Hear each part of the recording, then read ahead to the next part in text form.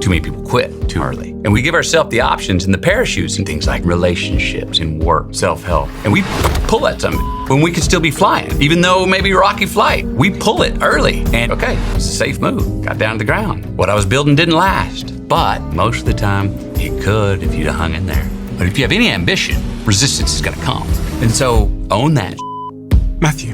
Offer comes in comedy. I read it and I said, no thank you. They come back with a $12 million offer. No thanks. $14.5 million offer. I said, let me read that again. Ultimately said no. I just wrote myself a one-way ticket out of Hollywood. But 20 months after offers came in, would those have come if I'd have never stepped out? No. Now, number 4, if you do this, you're most likely gonna have some success in life, family, or you're majorly sick. And I said, I'm not signing that.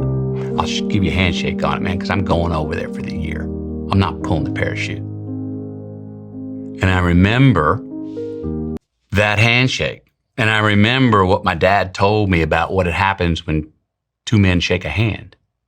That you don't need a contract, that is the contract. And I had a certain honor with that. There was no way I was coming home. If I'd have come home, I'd have felt like I did my dad wrong.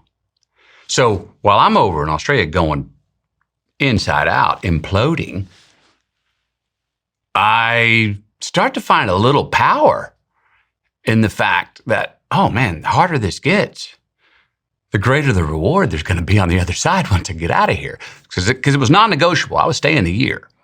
So I never gave my mind the chance to go, well, you could go home. That was never on my proverbial mental table as a choice. Become more than intellectually important or more than something I don't need to put it on my fridge to remind me.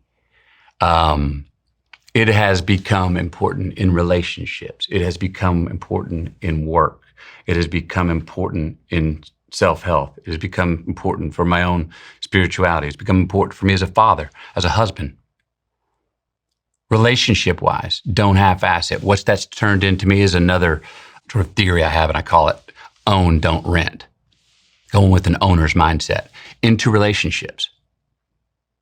Most relationships that we make, hire an assistant or girlfriend, boyfriend, most of them don't last the whole life.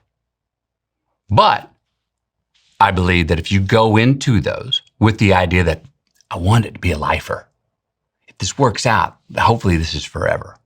Usually they don't end up being that. But the owner's mentality will give you you and that person the dignity and the power to go, we can be everything we can be in this relationship. And if it doesn't work out, we say it didn't work out.